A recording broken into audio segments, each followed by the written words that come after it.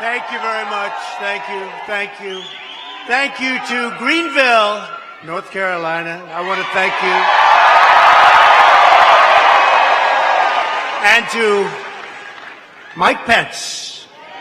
Done a great job. Great vice president. Thank you, Mike. And we have all night. We can have a lot of fun tonight. I have nothing to do. Nothing.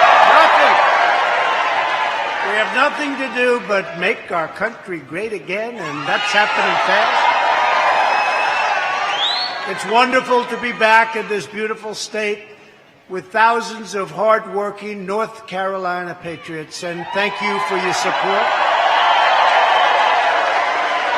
And thank you for that very big victory we had 3 years ago. Time is flying. You getting ready? Let's do it again, right? Let's do it again.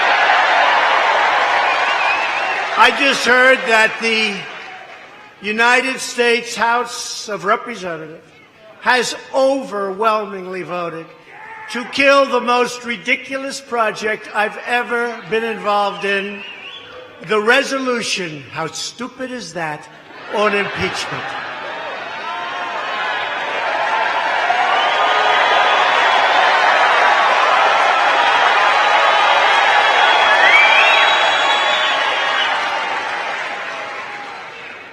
I want to thank those Democrats because many of them voted for us. The vote was a totally lopsided 332 to 95 to 1. 332 to 95. Think of it. We have the strongest economy in history, the lowest unemployment numbers ever. We've rebuilt the most powerful military. It was totally depleted when I took office, and now it's rebuilt. We passed the largest tax cuts and regulation cuts of any president or any administration in history. We took care of our great vets, including Veterans' Choice and Veterans' Accountability.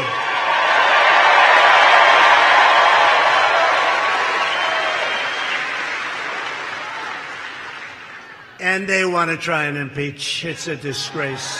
It's a disgrace. So now we have that behind us. And I have to say this, and I'll say it just once. What happened to me with this witch hunt should never be allowed to happen to another president of the United States. Never, ever again.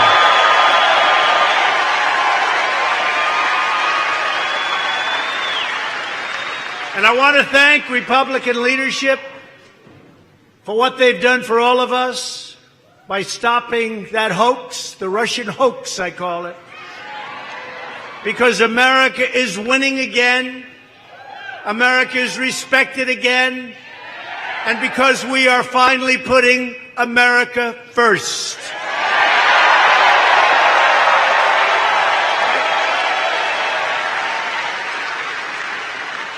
Our economic policy can be summed up in 3 very beautiful and simple words: jobs, jobs, jobs.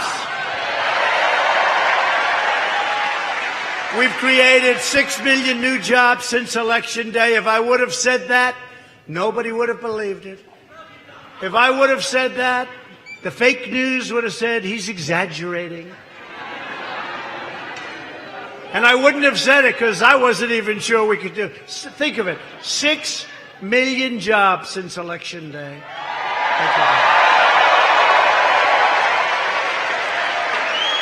And by the way, North Carolina has had its best economic year in the history of your state.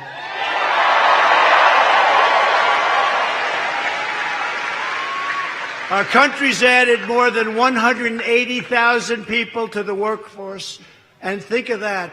Through what we've done on a federal basis, you picked up over 180,000 jobs, North Carolina.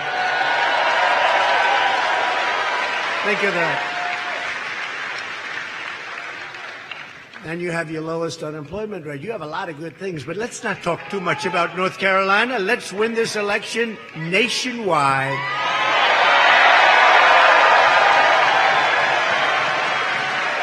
You remember North Carolina? That was going to be the Clinton firewall. She spent a fortune here. And I kept coming in and coming out. They called it earned media. I earned it. I kept coming in and coming out. And every time I left, I said, I don't think we're losing North Carolina. You know what? I was right. We won it. We won it easily. We won it easily. So I just want to thank everybody. Seriously, this was a big, that was a big deal. November 8th, that was a big deal. Donald Trump has won the great state of North Carolina. It's a big deal.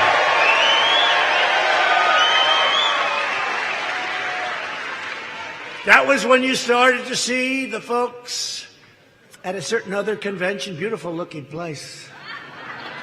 One of the most beautiful venues I've ever seen, but I don't want any part of it. It was unlucky. I don't want any part. But that's when you saw the people saying, what the hell is going on? What's happening?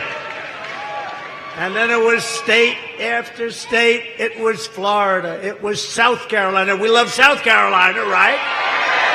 Better believe it. It was Pennsylvania. Remember, they wouldn't announce the numbers in Pennsylvania. So there was 1% of the vote remaining. If I lost every one of those votes, we still win by a lot. And they wouldn't announce it. They wouldn't announce it. And then we won the great state of Wisconsin. First time in many, many decades that a Republican won. And then we had a surprise, but not a surprise to us, because we're bringing back the auto industry, brought so much back, to the great state of Michigan. That was a shocker. Remember that? You remember a certain hand on that beautiful board. And they said, you know, this board is getting awfully red. That's Republican. There's a lot of red up there. We had a lot of, that was one hell of a night, wasn't it, though?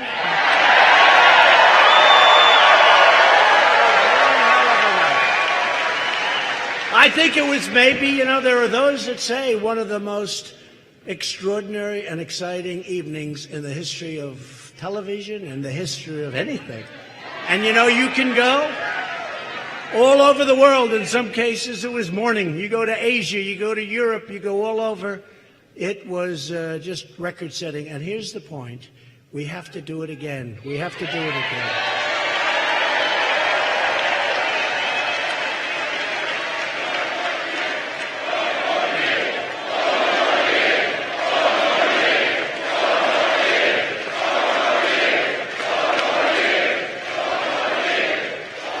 And the reason we have to, not only to do new things, which we will, and, you know, statutorily, and we had all sorts of artificial witch hunts over our head. Can you imagine if we didn't have to go through that hoax? I don't know that we would have done any better. To be honest with you, I think we've done more in 2.5 years than any president ever. First 2.5 years.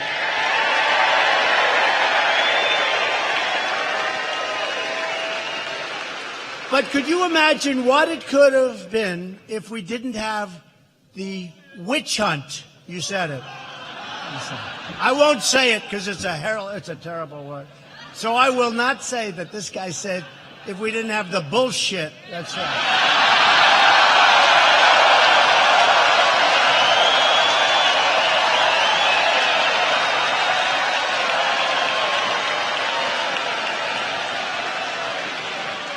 No, could you imagine if we didn't have the time wasted, the time and everything?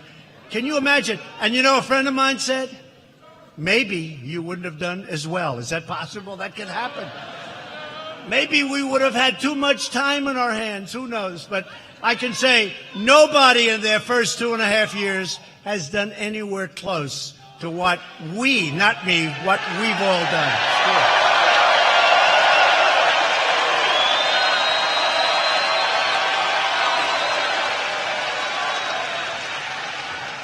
So the unemployment rate among African Americans is the lowest in the history of our country.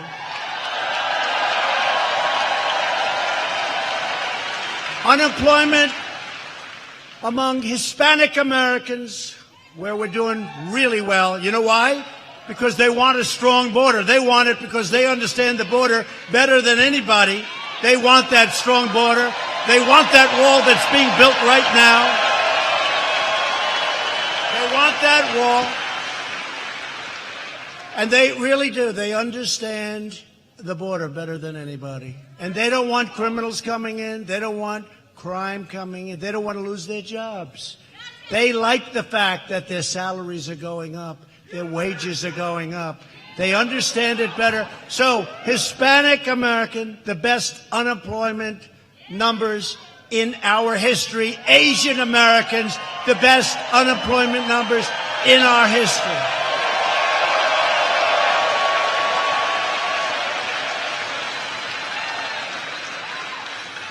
And likewise, women, 74 years. So I'm sorry, women, I let you down. It's not in our history, but we're going to be there very soon. We're going to be there very soon. Women are doing incredibly, and women, the men are going to get angry. Sorry, men. Whoa! Look at all those signs. Women for Trump. Wow, thank you. It's a lot of signs. You remember last election? Donald Trump will never, ever get the women. Then we got this tremendous number of women.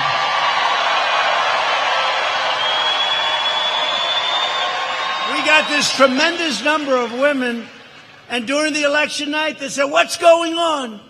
You know what's called? Suppression polls. Suppression. Polls are just as fake as the news itself, but women filled 60%, and I'm sorry to tell you this, men, they're going to sue me for discrimination now.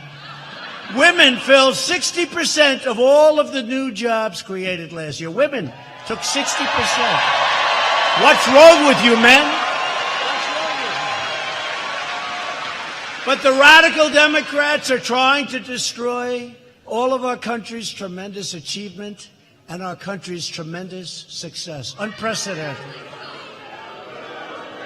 We've had unprecedented success. Leaders come in from other countries, prime ministers, presidents, kings, queens, dictators sometimes, I hate to say it, dictators.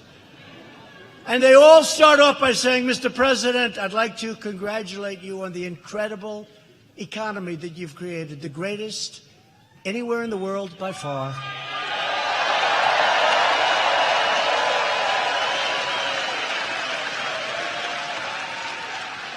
And sadly, China, who I have a very good relationship with President Xi, I really like him, but China has had, yesterday was announced, the worst year in 27 years. And we've had the best. And if our opponent ever got into office, instead of being up 62%, instead of those 401ks of yours being up 60, 70, 80, 90%, crash. Big crash. You would have had a crash the likes of which we have never seen before if they got in office. Because we freed up our country, we freed up our economy, especially with regulation cuts, but also with those big, beautiful tax cuts. We freed it up. The leading voices of the Democrat Party are left-wing extremists who reject everything our nation stands for. But again, I have to tell you, this vote was so big. I have to thank many of the Democrats. I mean, that was an amazing. No, I really do. I respect it. I really do. That was a slaughter. But many of those people that voted for us this afternoon, in somewhat of a sneak attack, a real sneak attack, many of those people that voted for us were Democrats, and I want to thank them because they did the right thing for our country.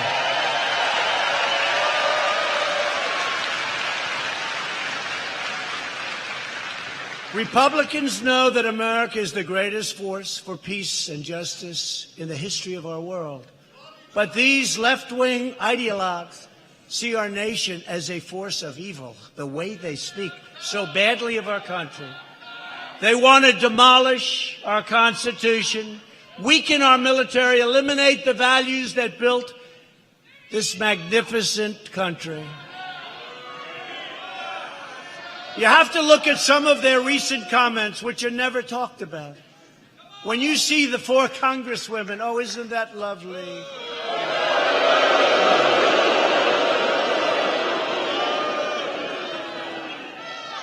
I'll give you just a couple. I have pages and pages, but we don't want to bore you. We don't want to go too long. But we have to give a couple, because that's the great thing about live television. They can't cut it.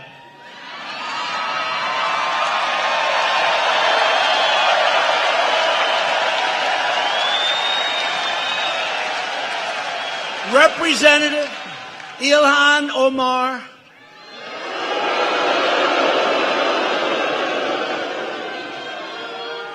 of a really great state. I almost won, for the first time in decades and decades, Minnesota. Great state.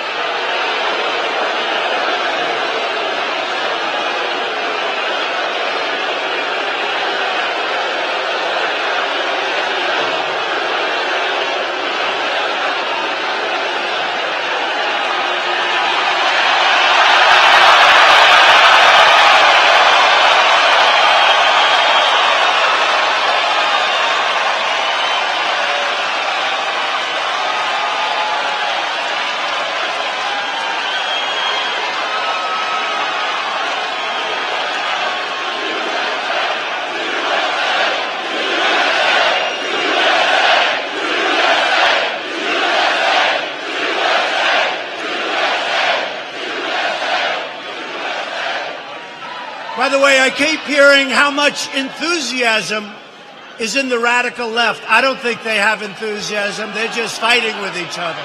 We have all of the enthusiasm.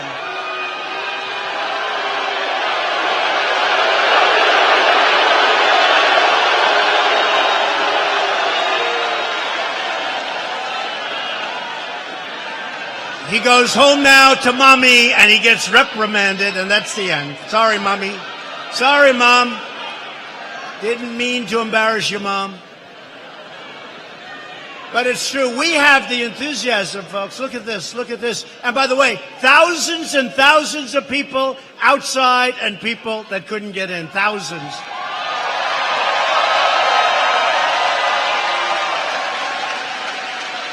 We've got all the enthusiasm. They're fighting each other. They've gone so far left, nobody wants to even think about it.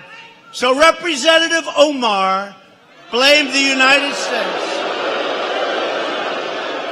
for the terrorist attacks on our country, saying that terrorism is a reaction to our involvement in other people's affairs.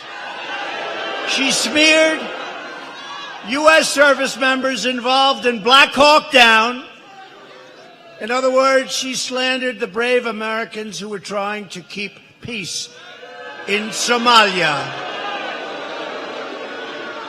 Omar minimized the September 11th attacks on our homeland, saying some people did something.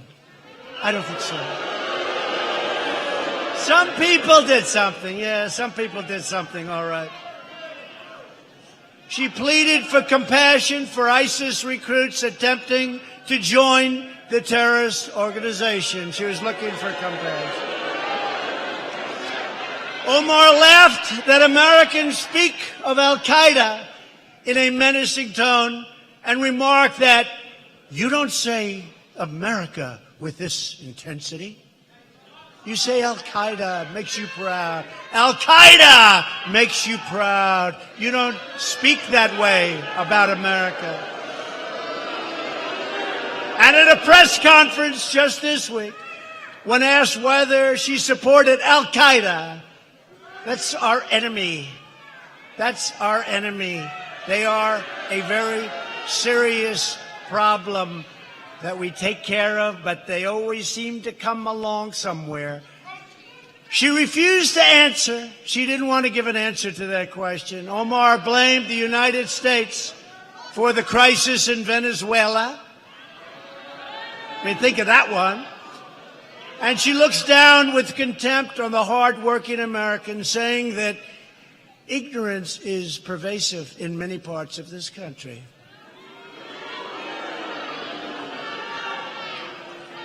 And obviously and importantly, Omar has a history of launching vicious anti-Semitic screeds.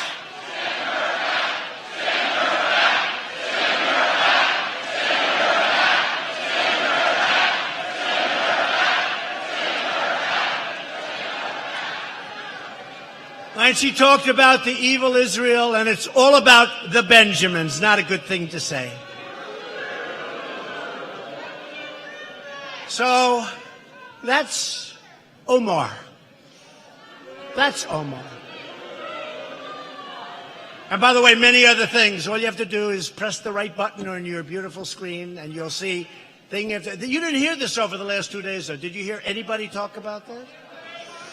Her colleague, Representative Rashida Tlaib, agreed with Omar's characterization of 9/11 and said that members of Congress who support Israel forgot what country they represent. And Tlaib also used the F word to describe the presidency and your president. That's not nice, even for me. She was describing the President of the United States and the presidency with the big, fat, vicious, the way she said it, vicious F word. That's not somebody that loves our country. Representative Alexandria Ocasio-Cortez.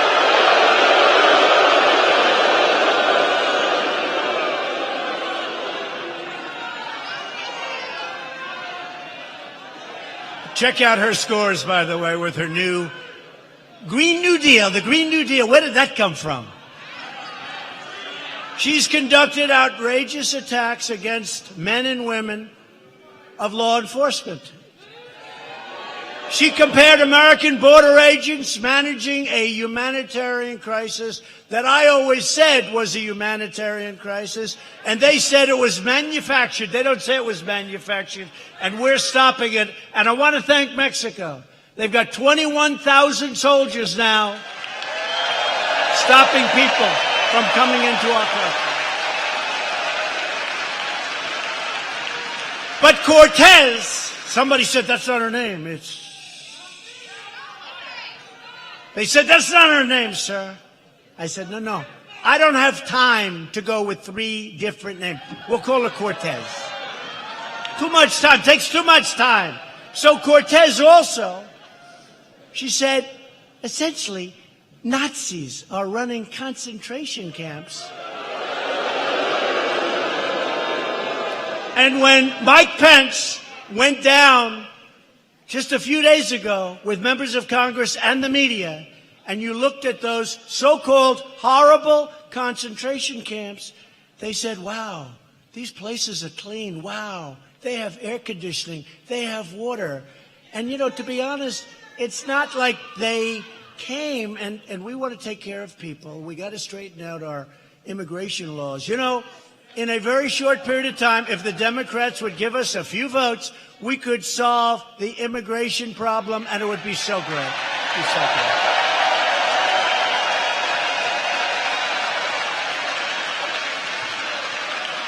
But these kids and these people come from rough places. And I'll tell you what, some of them said, we've never lived like this before. They have water, they have air conditioning, they have things that they've never seen. And we listened to her talking about drinking water from toilets, which was a lie,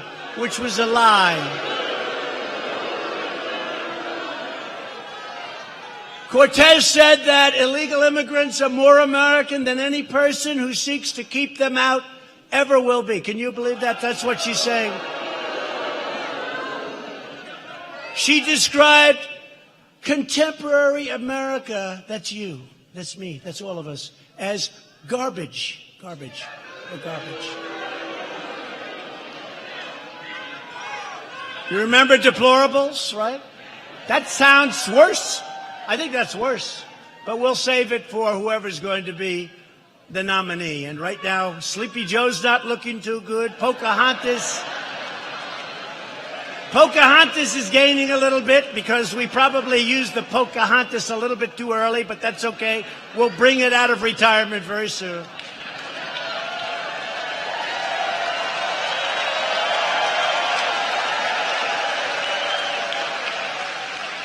They have a new one who knocked the hell out of Biden during a debate. He said, I wasn't prepared for that question. That's not a good answer. Can you imagine? And according to the polls, I won every single debate, Republican and against Hillary. Can you imagine? Those are the polls. They will admit that. Many, many polls. But can you imagine if I said, oh, I'm sorry, I wasn't prepared for that question. I'm gone. That's the end of Trump. He's not prepared. He's not mentally prepared. That's his problem. But everybody that knows him knows that. But no, Harris hit him with a pretty easy question on busing. What? I would say that's pretty easy. And he choked. He choked.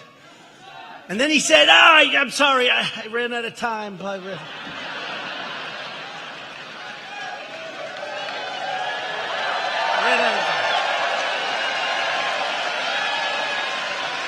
He ran out of time. And then you have a young guy, Buttigieg. They're saying how to say his name. Buttigieg. He's a beauty. He runs a failed city. His city is doing so badly. Mike Pence was the governor of that state. I said, how was he as the mayor? Mike is one of the nicest human beings you'll ever meet. He said,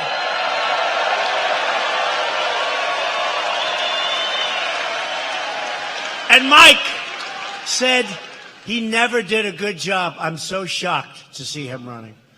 Okay? And then he goes back home, and African Americans literally were so angry at him for the lousy job, and he's supposed to be like a hot young star. If that's a hot young star, I guess I just don't know stardom anymore. That is not a star. That's not a star. Boot, edge, edge. You say boot, and then add edge, edge. Boot, edge, edge.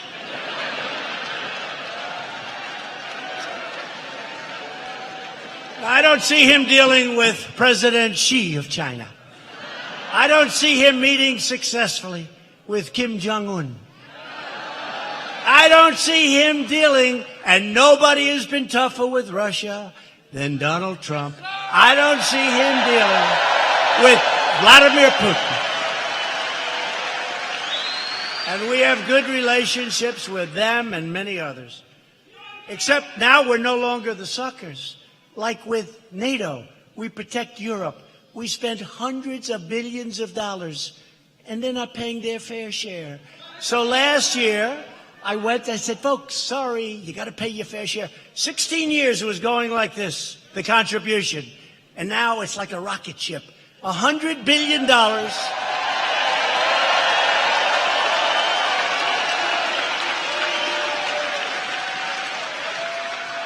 And I said to him, great people, 28 nations, including the U.S., I said to him, listen, we're taking care of you.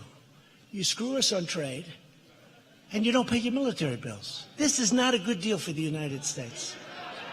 So we're taking care of trade. We want to do it nice and slow and easy. You know, we got a world balance. But the European Union is terrible to us on trade, terrible. Frankly, they're as tough or tougher than China. Just smaller numbers. That's the only difference. With China, $507 billion. You look over the years, for many, many years, they've been taken. And guys like Biden say, oh, well, we'd stop it. Well, he was there 8 years. We'd stop that. No, Trump is stopping it. Trump is stopping it.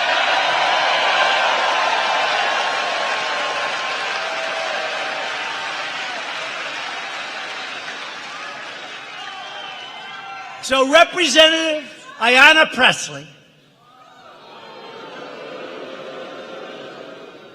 is she related in any way to Elvis? I don't know. Who knows? You never know. She thinks that people with the same skin color all need to think the same. She said, we don't need any more brown faces that don't want to be brown voices. We don't need black faces that don't want to be a black voice. And just this week, can you imagine if I said that? It would be over, right? It would be over. It would be over. But we'd find a way to survive, right? We always do. Here we are. Here we are.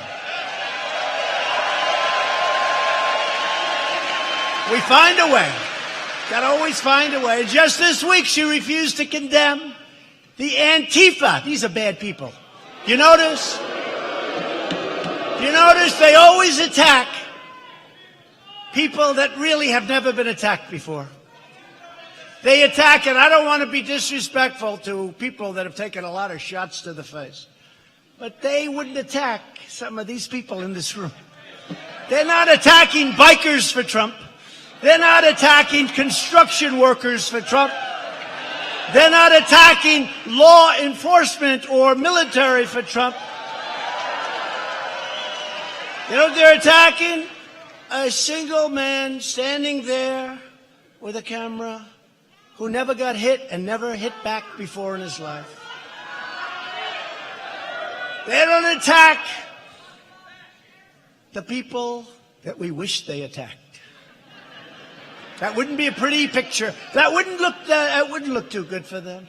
But they don't. It's very, very sad. Antifa, these are bad people. These are sick, bad people. Remember that. These are bad people.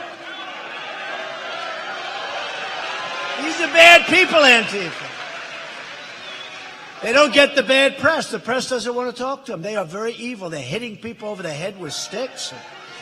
And I mean sticks. I mean bats even. They're whacking people with bats. They're very brave. They always show up with a mask and they're covered. Because then they go home to mom and dad. They don't want mom and dad to know where they were. But they always attack people that really can't defend themselves very well, right? They're not attacking this group. They're not attacking North Carolina.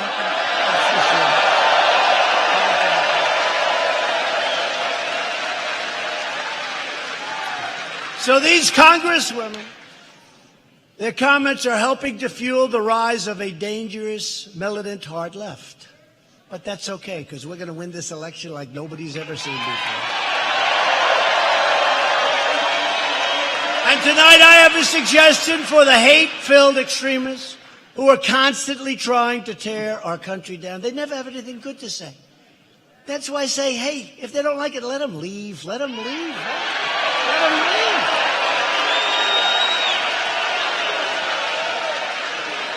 They're always telling us how to run it, how to do this, how to do... You know what? If they don't love it, tell them to leave it.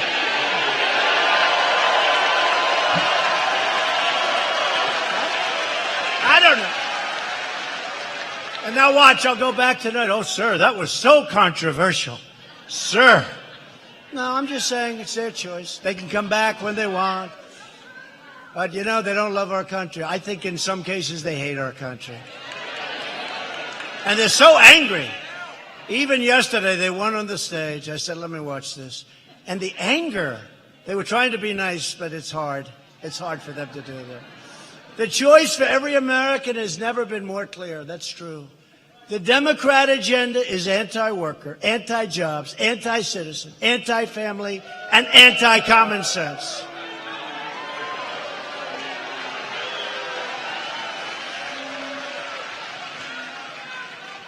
With the exception of all of those Democrats that voted for us today. We'll give them a push. They're fine. They are fine, and they, you know, you lose to them, it's different. It's okay. It's called normal political back and forth. But I want to tell you something. The Democrats are being so violent, so vicious, moving so far left. It's out of control. It's out of control. The Republican agenda is pro-worker, pro-jobs, pro-family, pro-growth, and 100% pro-American.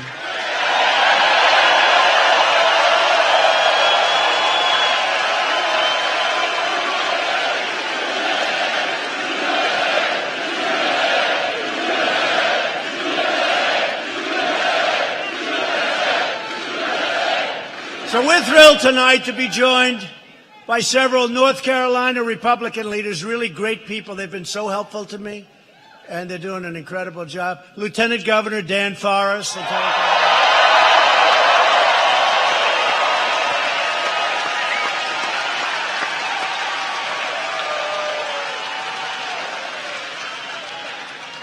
North Carolina Treasurer Dale Folwell.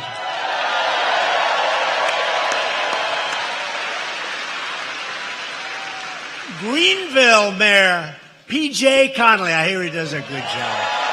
P.J. And North Carolina GOP Chair Michael Whatley.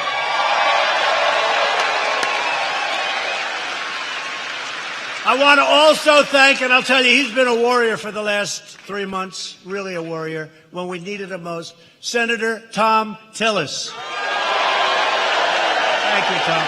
He really has. He's been really good. And we got to get out and work and make sure he gets reelected. And also, Representatives Mark Walker and Richard Hudson.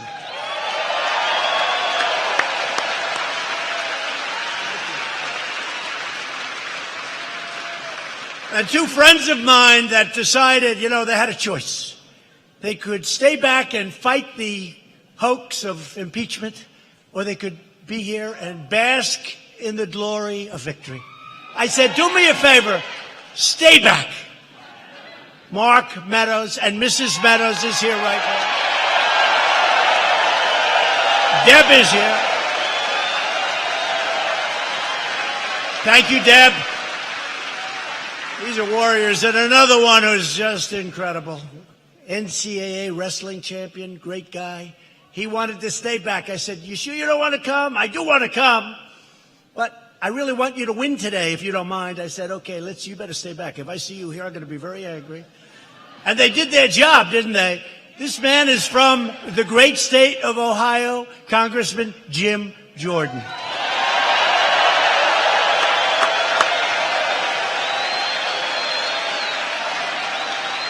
And we're going to do this quickly, but it's just important that you get out and vote. They're two great people. I want to introduce the next member of Congress from North Carolina's 3rd Congressional District. Just won a great race, Dr. Greg Murphy. Greg is a winner.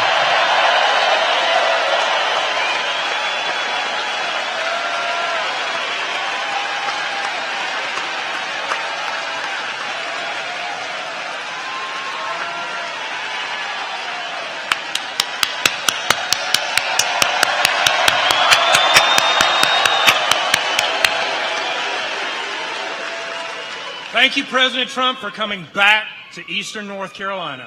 This is Trump country. And I promise if elected your congressman, I will be a congressman that has our president's back.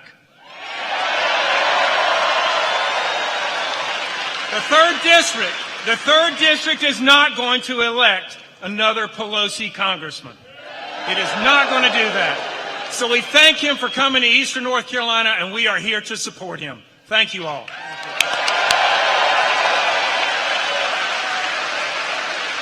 So, Greg will be great on jobs, all the things you want, tough on crime, strong on borders, pushing the wall. He'll be pushing it like nobody, but we're building the wall, but we're pushing it. It's like pulling teeth. We've got 6 lawsuits on the wall. We've won 2 of them. We're going to win others. But you think it's easy, don't you, folks? You think this is easy. But we're building a lot of wall, and we hope if we can win that final one, so important, it's going before the Supreme Court, we'll have over 400 miles of wall built by the end of next year.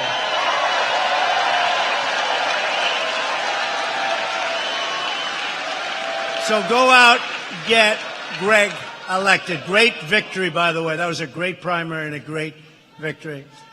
That same day, there's another crucial election in North Carolina's 9th. Right? You know what we're talking about? 9th. I know it's not here, but it's very close, right? 9th Congressional District. The Democrat in the race is an ultra-liberal named Dan McCready. Wants to take away your guns. He wants to raise your taxes. He doesn't care about borders. He likes open borders. And he really admires socialism. I don't think that works too well in North Carolina. Doesn't work too well in our country. We're joined tonight by the Republican candidate who is really a special man, a great man. He's going to be a great, great congressman, Dan Bishop. Dan.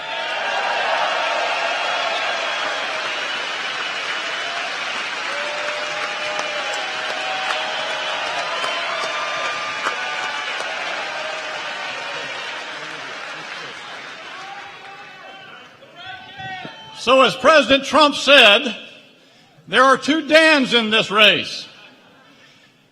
Dan McCready said that Donald Trump is the greatest threat to democracy ever and backed crooked Hillary. Dan McCready took money from Ilhan Omar. And Mr. President, Dan McCready wants to repeal your tax cuts. Now, he would be the wrong Dan. As for me, I'm going to go to Washington and I'm going to stand with President Donald J. Trump.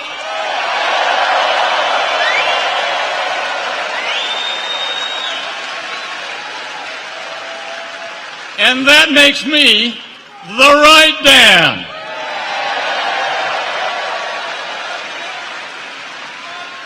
And with the help of President Trump, we're going to win the 9th district.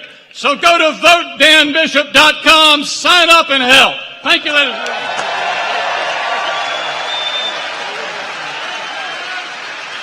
Thank you, Dan. Thank you, Dan. And he will indeed defend your values, your family, and he will always defend our Second Amendment. Unlike their opponents, they're really into destroying our Second Amendment. So everyone from the 9th District, go out and vote for Dan Bishop. Very special man. Two very, very special people. On the issue of everything, a lot of issues, Democrats have put the needs of foreign citizens far ahead of our own citizens.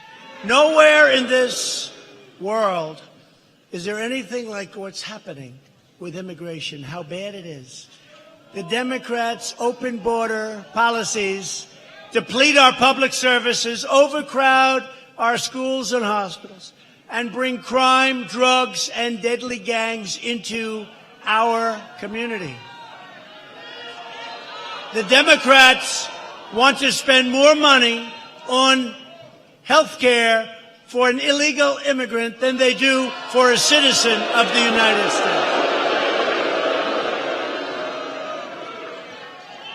So, just 2 days ago, our Department of Justice charged 22 members of the savage, brutal, horrible gang MS-13 in California.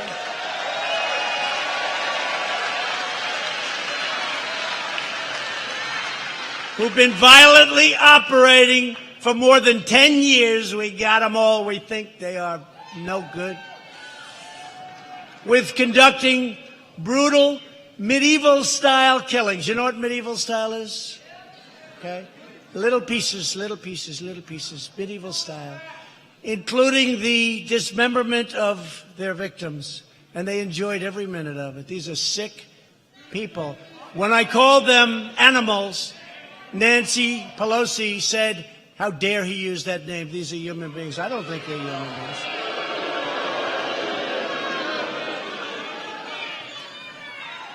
Most of those indicted were in our country illegally, 19 to be exact, 19 of 22. Think of that. They want to protect. These are savage beasts. These are savage killers. And they should have been brought out a long time ago by the Obama administration. We're bringing MS-13 out by the thousands, getting them the hell out of our country.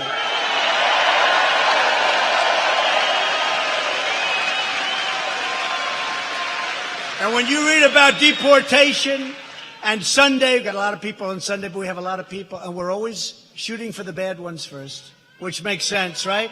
But when you hear about that, we always want to get And by the way, do you know how dangerous it is for these ICE agents, these ICE and Border Patrol? But ICE, they go into a nest. They call it a nest.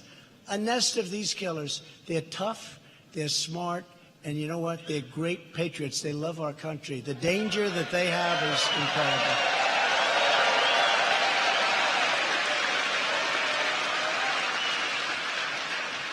And I just want to salute, and I have to tell you, I want to salute ICE and Border Patrol, and I want to support and salute law enforcement in the United States. These are great people.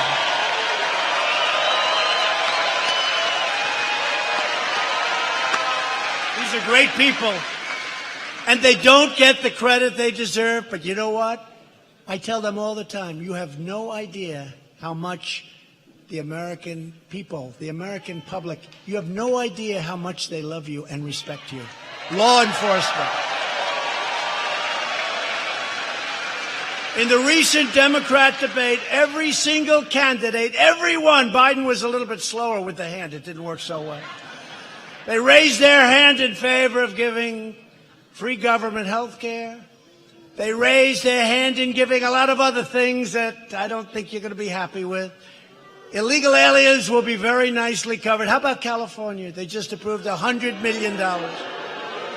They just approved $100 million to take care of the needs of illegal immigrants. And then you look on the sidewalks of Los Angeles, the sidewalks of San Francisco, Nancy Pelosi's district. Nobody's ever seen anything like it in the history of our country, what's happening there. So if you don't want Democrats to raid your health care, to steal away your money, to bankrupt your country, then you have a choice. You must vote Republican.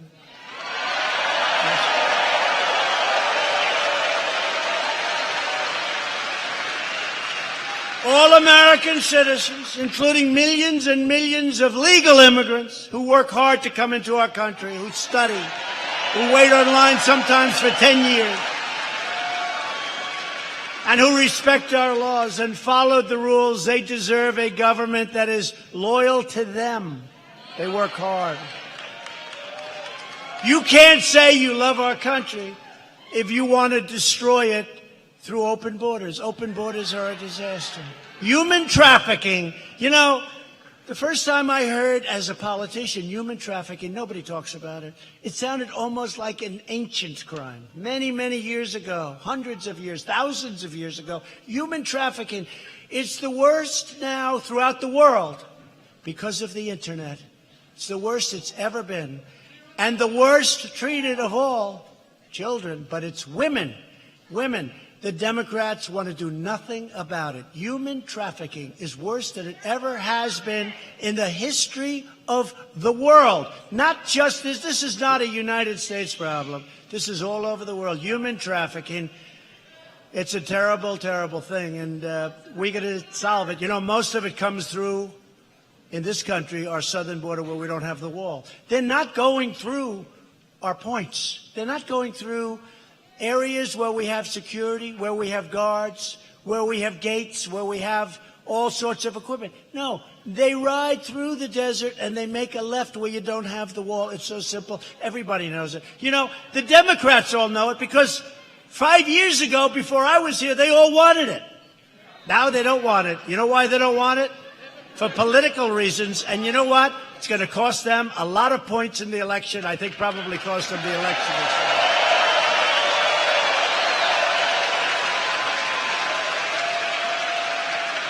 And just lastly, Democrats also support deadly sanctuary cities which release violent criminal aliens onto our streets.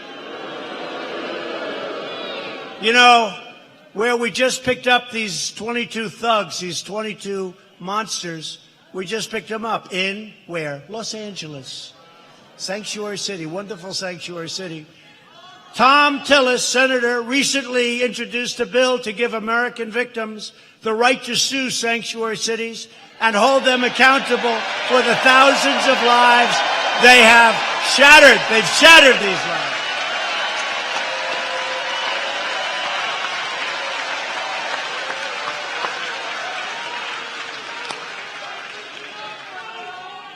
Thank you very much, Tom. Every nation has the right to establish and enforce immigration rules in its national interest. It's very simple, isn't it? It's common sense. It's so simple, and the voters understand it. We expect that those who seek to join our society will obey our laws, revere our Constitution, cherish our history, support themselves financially, and embrace our American values and love our American flag.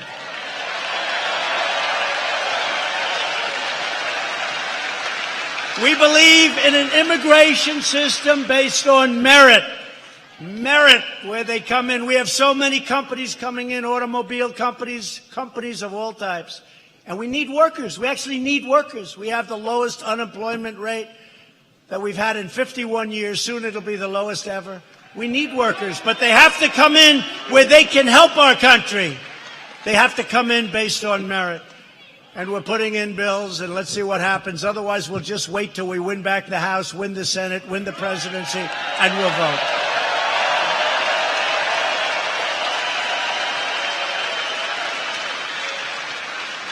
Democrats have never been further outside of the mainstream. They're going crazy, folks. They're going crazy. More than 130 Democrats in Congress have signed up for Bernie Sanders' total government takeover of health care. Isn't that nice? This is one of the great catastrophes. It won't happen. He knows that. You know, the guy never passed the bill. He did nothing. He's actually not even a Democrat. Isn't he an independent? I don't know. He's running, but he missed his time. Hey, Bernie, let me save you a lot of time and effort, Bernie. You missed your time. It got taken from you 4 years ago, Bernie. Not doing too well.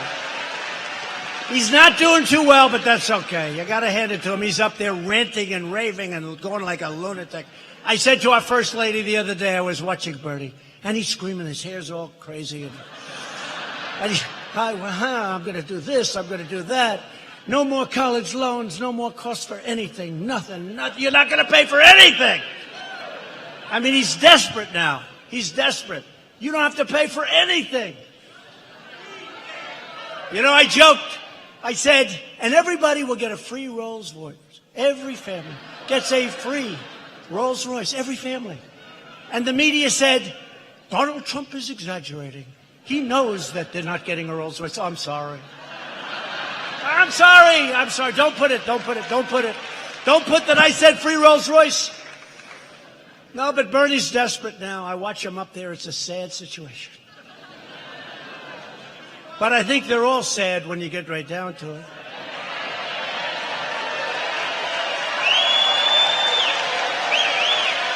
For instance, okay, we're in this incredible state, North Carolina. Now you have your best economy that you've ever had. Forget the country for a second. You have the best economy you've ever had. You have your best unemployment numbers. You have the most people working than at any time in the history of your state. You have your best Black unemployment numbers, best Hispanic unemployment numbers, best women unemployment numbers, best Asian unemployment numbers. Okay. Okay. All right.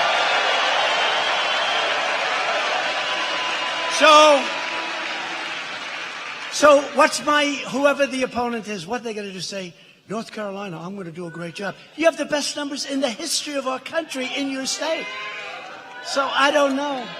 And we won by a lot.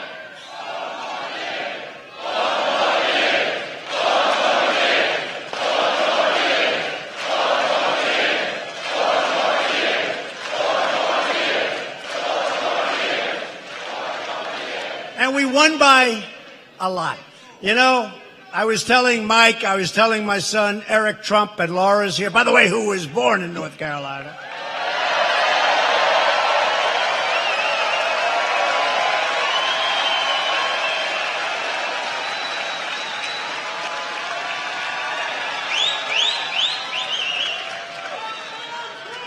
Oh, they do a good job.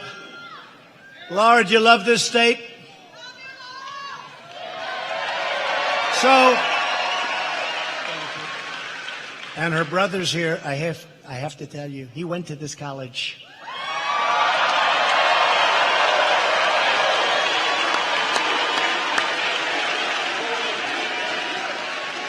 And Brad Parscale is here, the world's tallest campaign manager in the history of the world. He's the tallest in the history, but most importantly, he's the best. World's tallest manager, but he's the best manager. Thank you, Brad. Great job. And he just told me our poll numbers are through the roof. He just told me that, so I'll take that. I mean, we are a year and a half away, but we're doing well. You see it. You'd know. You'd be the first to know. Number one, you wouldn't be here. Okay? You wouldn't be here. We haven't had an empty seat in any event I don't believe that we've ever been to. I don't think we've ever had. We always have people. We haven't had an empty seat. You look, I mean, anywhere. North Carolina, Ohio, no matter where we go, we pack it. And we have thousands and thousands of people. And we put screens outside. And tonight's not so good. We got 100 degrees out. But you still have thousands of people out there. We could have sold this arena out. You know that. We could have sold this arena out tonight 10 times. Can you believe that? 10 times.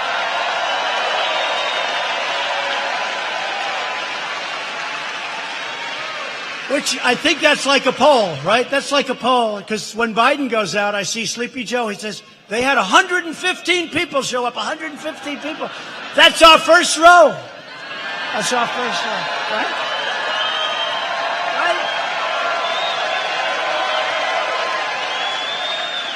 The Democrat record on health care is one of deception and destruction. The last administration said, a lie.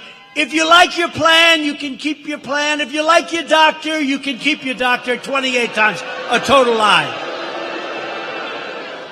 My administration is defending your sacred right to choose the doctor and the plan that you want. And we are offering plans up to 60% cheaper than Obamacare. And a lot of people are starting to figure that out. Better health care. And we'll also always protect peace. And you have to remember this. Are you ready? Because they give us a bum rap. Patients with pre-existing conditions are protected by Republicans much more so than protected by Democrats who will never be able to pull it off.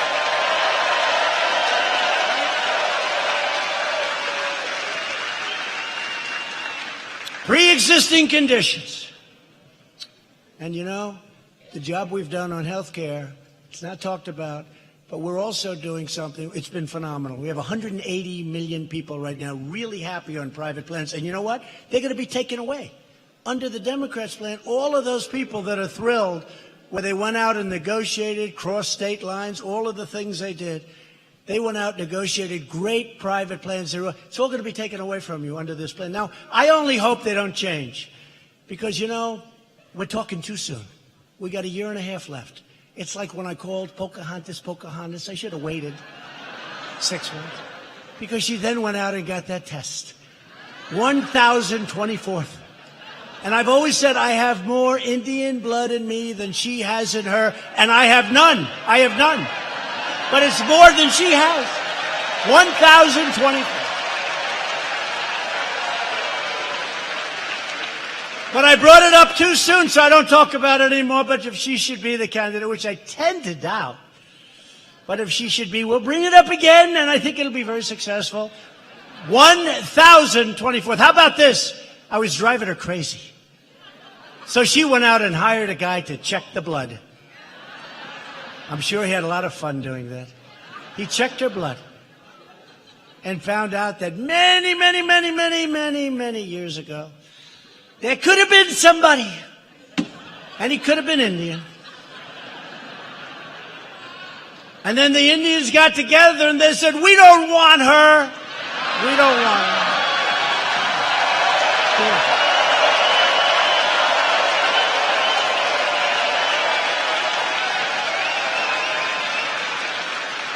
We want Trump. We want Trump.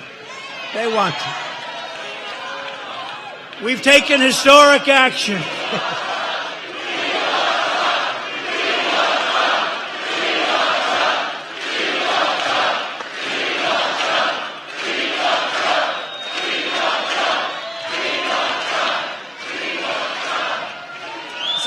taken historic action to fight the opioid epidemic. What a problem. And just today, it was just announced before I came in, that drug overdose death. We're working so hard on this, including our vice president, including our first lady, including everybody in the Trump administration. It's dropped for the first time in more than 30 years. It's gone down. First time, and it's a big problem. And in North Carolina, we're far from finished. It's a big problem. It declined 8% last year. That's a lot, because it was just going up like a rocket. Virtually every top Democrat also now supports late-term abortion, ripping babies straight from the mother's womb, right up until the moment of birth. Well, then you have the gentleman from, our governor from Virginia. So we're talking about late term. He's talking about the baby is born before the mother makes the decision. That was the first. That's the first I've heard of it. That's the first most of you have heard of it. And then they passed legislation in various states saying that's okay. This is a baby that's born. This isn't late term. This is a baby that's born. Nobody's ever heard anything like that. Nobody's ever seen anything like it. Nobody's ever seen anything like it. And that actually, when he had the scandal, that became, can you believe it, the second biggest story. Can you believe that, how important it is? And yet, that was the second biggest story. And what a shame when that's the second biggest story. What happened to our values? Republicans believe that every life is a sacred gift of God.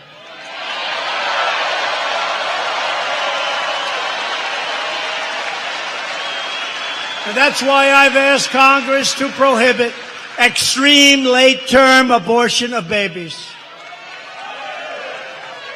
Democrats are now the party of high taxes, high crime, open borders, late-term abortion, intolerance, and division. The Republican Party is the party for all Americans and American values. We are the party of the American worker, the American family, and we are the party of the American dream. About the dream. This is the proud banner the Republican Party will carry into the Republican National Convention next summer in the great city of Charlotte, North Carolina.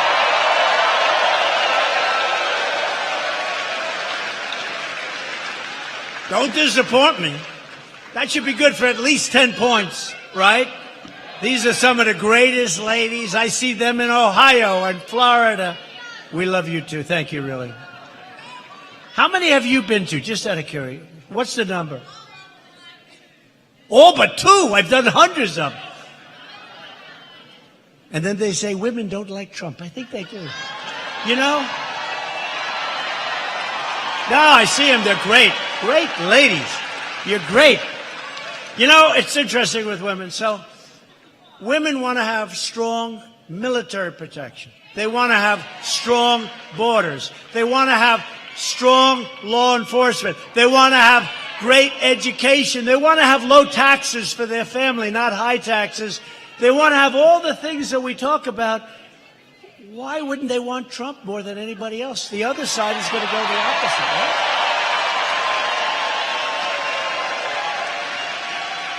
And they did in the last election, and we're doing a lot better. You know, the difference is, the last election, I was a successful businessman running for president. I said I was going to do things, and by the way, really successful. I'm going to show you something someday soon.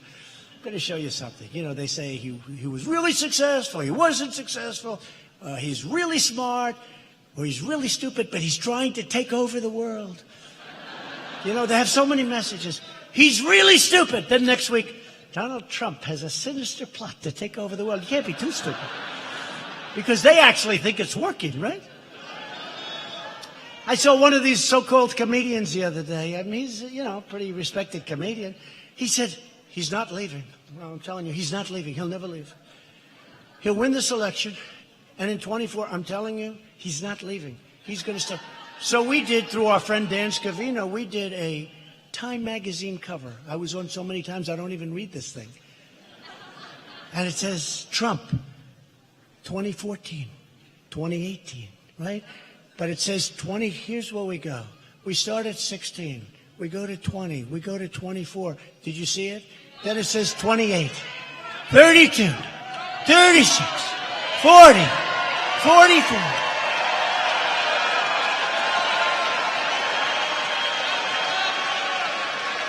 No, we don't need any more time. We don't need any more time. We need one more. The senator came to my office, sir. I'm 6 for 7. I'm great. I'm 6 for 7, sir. I can give you great advice. I said, Senator, I'm 1 for 1, but it happened to be the president.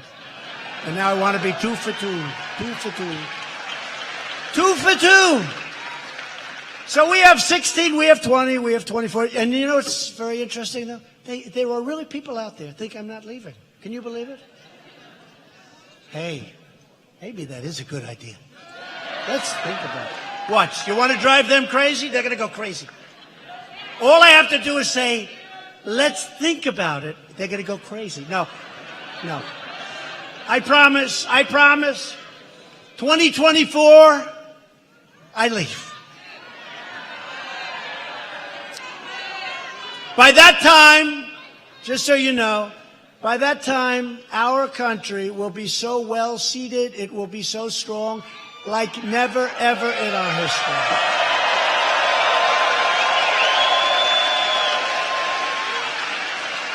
But everything that we've built, low taxes, strong military, taking care of our vets, all of the things we've done, can be decimated very quickly if the wrong person gets in, especially now. You know, I've always said 2016 was the most important election maybe in the history of our country. A lot of people felt that. So I don't know. I can't say this is more important. What we did was a miracle. Not to us it wasn't, but a lot of people said it was the greatest election we've ever had. There's never been anything like it. Never been such excitement. Never been such excitement. But you know what? If we don't win in 2020, everything that we've done, seriously though, everything that we've done, your 401s, they're going to crash. The whole thing, it's going to come down like a stack of cards. So in a certain way, let's say this is of equal importance. By that time, we'll have values instilled. We'll have free enterprise instilled. People are working now. We have the lowest food stamps that we've had in many years, lowest food stamp, because people are working.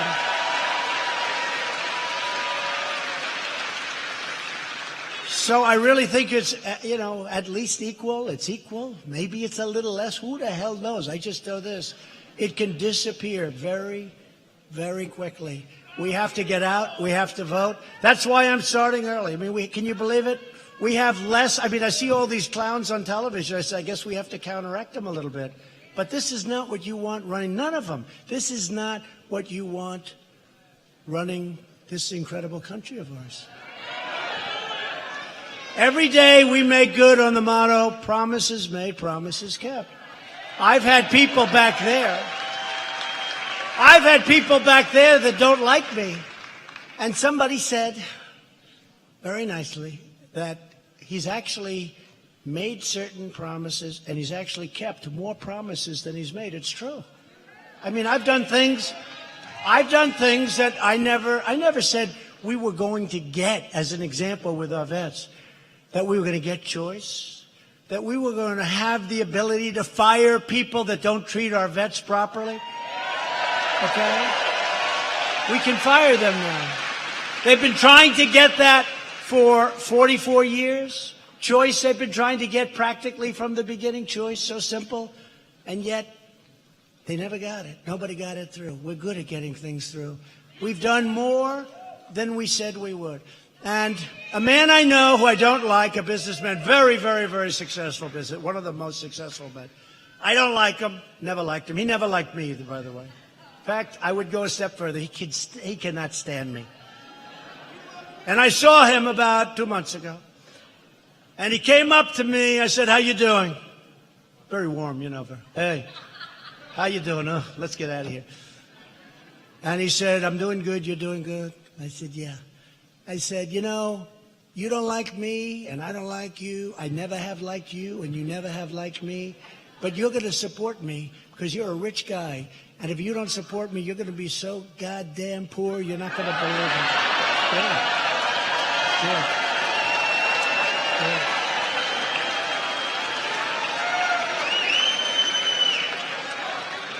And he said to me, Mr. President, you know, he calls me Mr. President. Everybody calls me Mr. President. It's true. It's a funny thing. He said, Mr. President, you're right. I'm supporting you. I think you're doing a great job. And maybe we didn't get along, but it's not like he has a choice. He has no choice. And on top of that, it's a good choice because we've done the right thing. And it is funny, you know, with the name Mr. President. So I have friends, really good friends. And they've always called me Don, Donald, DJ. They call me anything, right? And you lose all your friends when you're president because they're all afraid to talk to you. Does that make sense? No, it's true. Except for these 6, 7 ladies up here. They always talk. They're not intimidated. No, it's true. I have wonderful friends. New York developers, tough guys, smart guys. They're rich. They're this, that. I have middle of the road. I have poor. I have everybody. I have poor guys, middle of the road, and rich guys. Doesn't matter. Rich guys call up. Mr. President, how are you, sir? It's Richard. Oh, good, Rich. Hey, Richard, loosen up. This is a guy used to, hey, Don, how you doing? Let's go to dinner. Now, sir, is everything, you're doing good, sir. I said, Richard, call me Donald like you always did. Call me Donald. Always call me Donald. Okay, thank you, Donald. Thank you very much. And then 2 minutes later, Mr. President, it's been so great. I lost all my friends. They've tightened up. They've choked. You know what that is? They've choked. They can't breathe because people have such respect for the office of the presidency. They have respect for the office of the president. They have respect for our country again. Our country is respected again.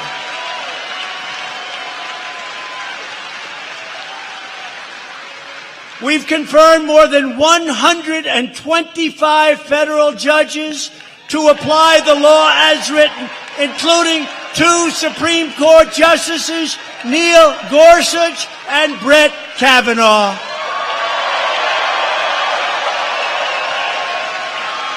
We've launched a historic initiative to reduce the price of prescription drugs. And last year, I'm so proud of this because we have no help from the Democrats.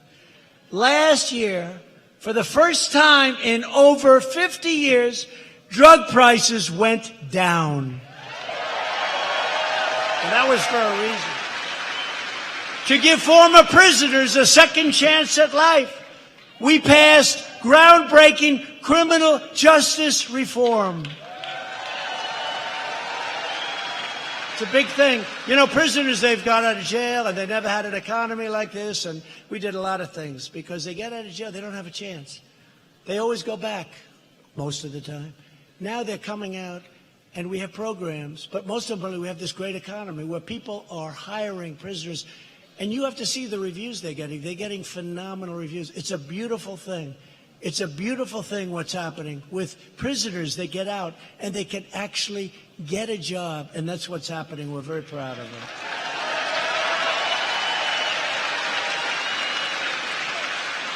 We're expanding Opportunity Zones so that no American is left behind. It's one of the great successes, the Opportunity Zones. Nobody talks about it. It's one of the great successes. And thanks to our pledge to America's workers, private sector partners will provide apprenticeships and job training to 9 million Americans. Isn't that nice? And whenever I hear that word apprentice, I say, I love that word. That was a good show. They figured, you know what we'll do? We'll get Arnold Schwarzenegger to take my place. That didn't work out too well. That didn't work out too well. We had 14 seasons. Think of that. The Apprentice. I've proudly signed 4 bipartisan human trafficking laws, securing $400 million to support victims of human trafficking.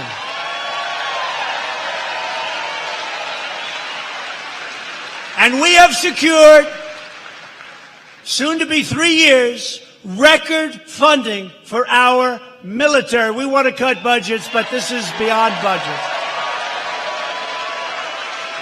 I withdrew the United States from the horrible, one-sided, disgusting Iran nuclear deal, and Iran is a different country today than it was. My administration proudly recognized the true capital of Israel and opened the American embassy in Jerusalem.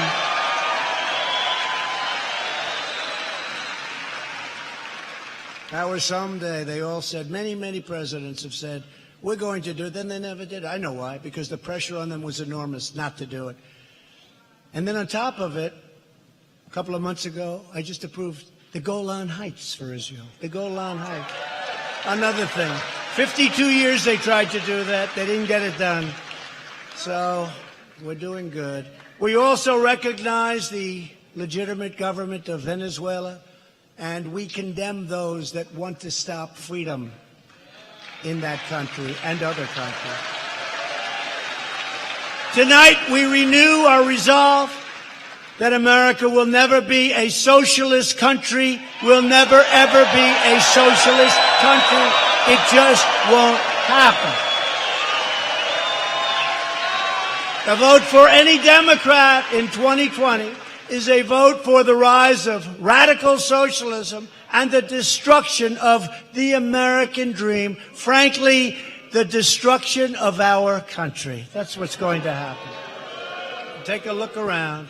Their party is afflicted with an ideological sickness that protects foreign borders, but refuses to protect our own borders. Think of it. They fight all over the world. A lot of those people are coming back home, folks. They're coming back home a lot. We defeated ISIS, you know, the caliphate in Syria. We're bringing our soldiers back home. ISIS does not like me too much. But I came here and it was a mess. It was a mess. And I met with generals. General, believe it or not, one general, his name is Raisin. I said, what's your name? Sir. This guy's like out of a movie. Sir. Watch, he's going to be famous after this, but who cares? What's your name? He goes, sir, my name is Raisin. I said, Raisin? Like you mean a little raisin? Yes, sir. It's my name. That's what they call it. What's your last name? Kane. I said, you mean your name is Raisin Kane? You got to be... I said, Raisin Kane, you're my kind of general. Let me talk to you, Raisin Kane. Get over here. And my previous generals said it's going to be a long time before we take out the caliphate. I said to Raisin Kane and a couple of other generals that were there, these guys are central casting, like from a movie, except better. They're stronger, bigger, tougher, meaner, and actually better looking in a certain way. But they're like from a movie. There's nobody in Hollywood plays a role like this. I said, generals, I've been told it's going to take a year, 2 years to get 100%. Remember, I wanted to pull them out. We're down to 1%. Everyone went crazy. Explain that one. But they said it was going to take a long time. I said to Raisin Kane and the other generals, General, how long can it take? They said, sir, 1 month. I said, what? We're going to hit him from the front. We're going to hit him from the back. We're going to hit him from the side, sir. We're going to hit them like they never got hit before. We were never allowed to do this, sir. Yeah. And we're not just going to hit them from our temporary base in Syria, sir. We're going to hit them from Iraq. We're going to hit them from places that they never knew existed, sir. They'll be hit so goddamn hard, sir. They will be, thank you very much, very shortly, very, very shortly, it was over. We had 100% of the caliphate. And these people were screwing around for years. Obama, President Obama. My generals did a great job. I flew there. I flew to Iraq, remember? I'm in Air Force One. And they notified me, sir, we're 45 minutes out, sir. We have to close all windows. We have to turn off all lights in the plane, sir. All windows, all lights have to be off, sir.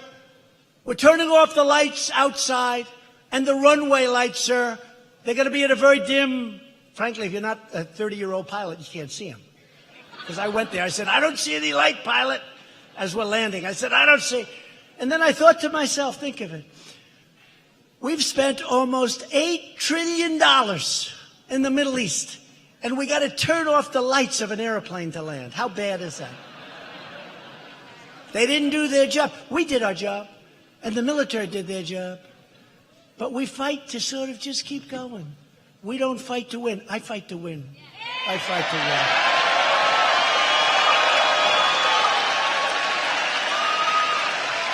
I fight to win. So we're landing this big, beautiful Air Force One, and I'm saying, Major, I don't see a runway. Yes, sir, it's right up ahead. You know, guy's 30 years old or something. No, he says, now they'll get me in that. They'll say, Majors aren't 30, so maybe he's 35, whatever he is. They're saying, yes, sir, it's right there. I don't see it, Major. How about lifting up? Let's go around. That's the last thing we want to do in that part of the world. He said, sir, it's right there, sir. And we're landing, and I still haven't seen a light. But these guys, we have the greatest pilots in the world. We have the greatest military in the world. We have the greatest equipment in the world. In the world.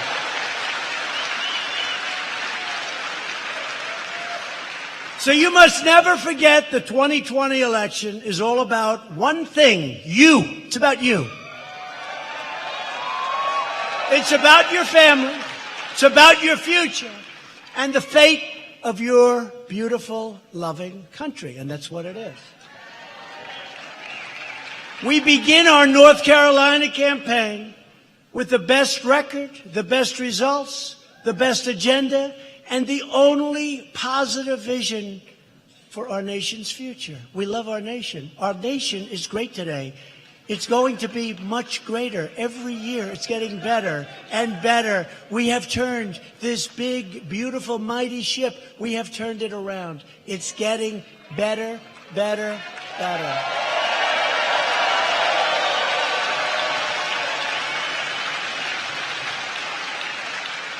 Together we will continue unleashing the power of American enterprise so every American can know the dignity of work and the pride of a paycheck. With your help, we will elect a Republican Congress, those great gentlemen that just left us there, to create a safe, modern, fair, and lawful system of immigration. We will enact trade deals, and they are going like you won't even believe. That doesn't mean the other countries are thrilled with me. There was a recent poll. Germany likes Obama better than Trump. A lot better. I said, of course, because I'm making them pay their bills. I'm saying you gotta pay. I say, Angela, you gotta pay, Angela. Obama would go in, make a speech, leave. I go in, make a speech. I say, let me speak to Angela. Angela, you gotta pay your bills. You're way behind. So I would think that they should. They should all like it. When you hear they like me better, I'm not doing my job. I'm not doing my job. They did a poll on one of these networks, and there was a Donald Trump is not liked in Europe nearly as much as President Obama. I said, or President Bush, or anybody. Or anybody. In fact, I'm disliked, but actually they respect us. That's more important. Look at that beautiful baby. Look at that beautiful baby. Wow, what a baby. What a baby. That is a beautiful baby. That's like from an advertisement. Perfect. But look how happy that baby is. So beautiful. Thank you, darling. That's really nice. So it's a great thing. Is that your husband? That's a great thing. Thank you. Congratulations, husband. Man. What a picture. Well, we're going to have the country all set for your child, okay? All set. Because that's what it's about.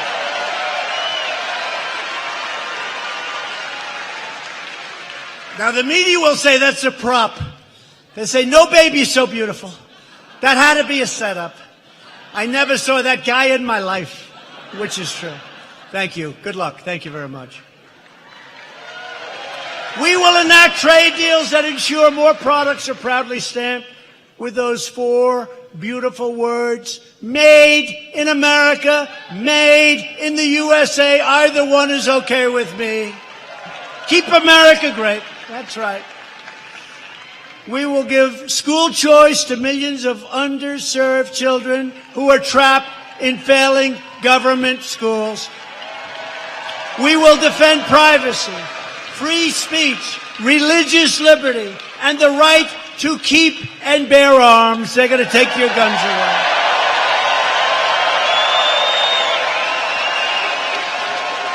And above all, we will never stop fighting for the values that bind us together as one great nation, as one America. It's one America. We believe in the American Constitution, and we believe in the rule of law. We believe in the dignity of work and in the sanctity of life. We believe that faith and family, not government and bureaucracy, are the true American way.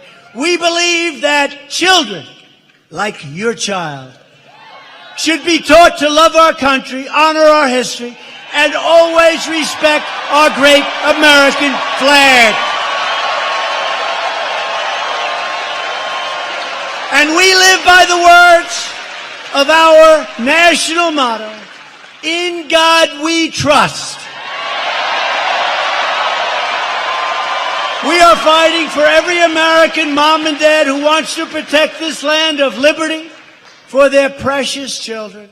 We have been blessed with the greatest republic on the face of the earth, but it was going in the wrong direction, and now we are turning it around. It is going better than ever before, and we're going to keep it that way. We're going to keep it that way. With your help, with your devotion, with your drive, we are going to keep on working. We are going to keep on fighting. And we are going to keep on winning. We are one movement. One movement. Think of that. We are one big, beautiful movement. There has never been a movement like that. You don't hear it that often. They know it. But you don't hear it. In the history of our country, there has never been a movement like this. And this movement is stronger now than it was 3 years ago. This is the strongest movement in the history of our country.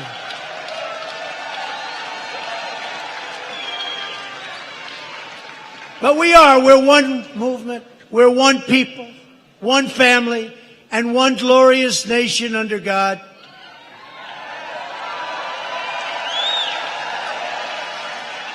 We're doing things that nobody thought was possible. No other nation thought it was possible what we're doing. We are so respected. You have no idea how our nation has gone so far up in the eyes and the minds of the rest of the world. So respected.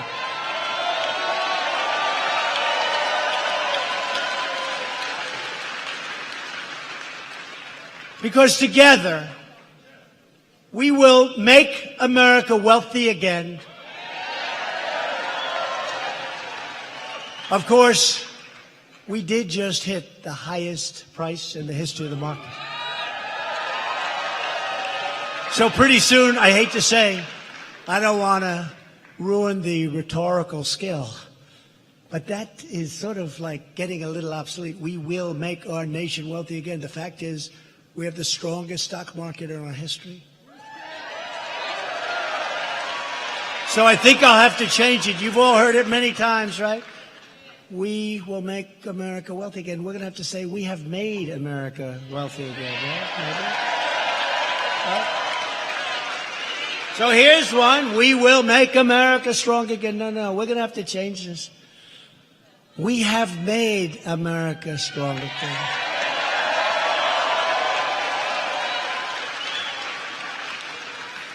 And just so you know, we have made America great again. Wait. We have made America great. It's not we will make. You know the story. Keep America great. It's very, look, how do you give up MAGA? How do you give up MAGA? Make America great again, but we've done that. Can you imagine if Keep America Great didn't work? I have the greatest phrase probably in the history of politics in this country. Look at her beautiful hat. It looks very good on you. But look at this. Look at those beautiful hats. But, make America great again, but we've done that. So we're going to keep it around because I cannot